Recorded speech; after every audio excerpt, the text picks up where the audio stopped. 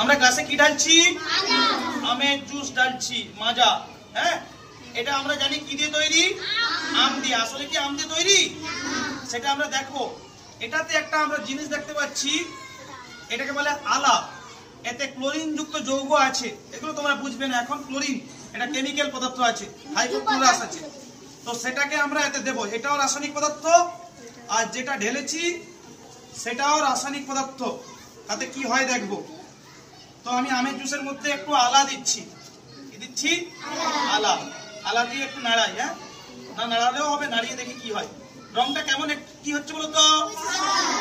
আস্তে আস্তে পুরো সাদা হয়ে গেল না? তো ছিল কি? হয়ে গেল কি? সাদা। তো এটাতে কি দেওয়া ছিল? একদম রং দেওয়া ছিল, রং, কেমিক্যাল, যেটা আমাদের শরীরে গেলে, আমের জুস খেলে এগুলো শরীরে গেলে কি হবে? শরীরে মারাত্মক মারাত্মক কঠিন কঠিন রোগ হবে। তো আমরা এইগুলো খাবো না, অন্য খাবার খাবো, ভালো খাবার খাবো, এইগুলো কেউই খাবো